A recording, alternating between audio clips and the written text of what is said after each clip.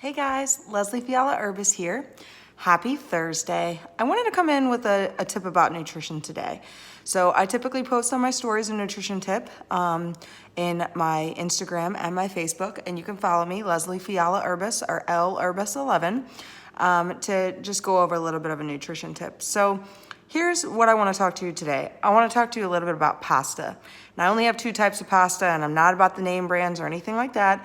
I just really want to discuss a little bit with you about what you're trying to do, and note that it's not that one pasta is better than the other, it's just what you're trying to do, okay? So without further ado, let me turn you around here.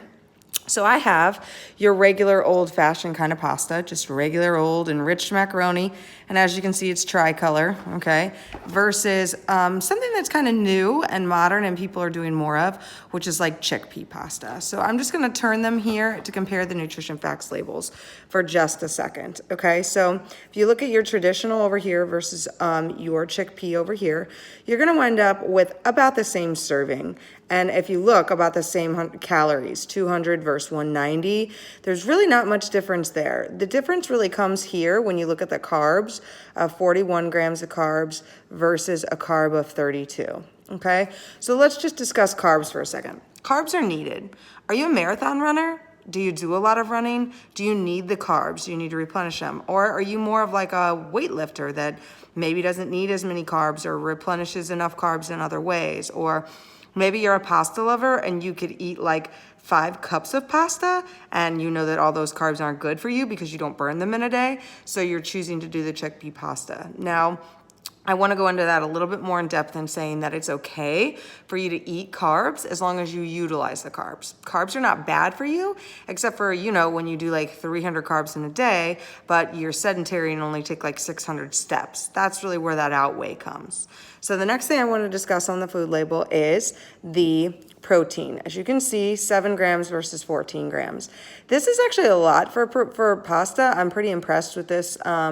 Most pasta doesn't even have 7. So the chickpea pasta is really just doubling the amount of protein in a serving. So 7 to 14, really not that big of a deal. The thought process is, you know, are you following a vegan diet or a vegetarian diet? Do you need the added protein?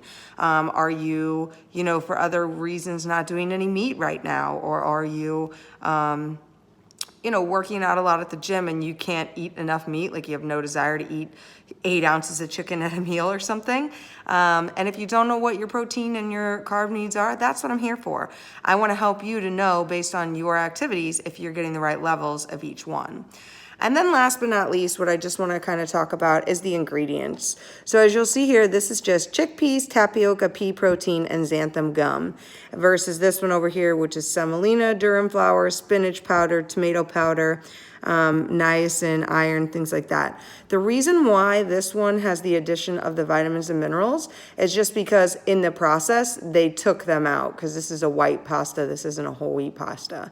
So they reimbursed them. On this one over here, there really is no vitamins and minerals in it, but it is coming from a chickpea. So it's a different kind of nutrient value. So you can't really compare and contrast those two things.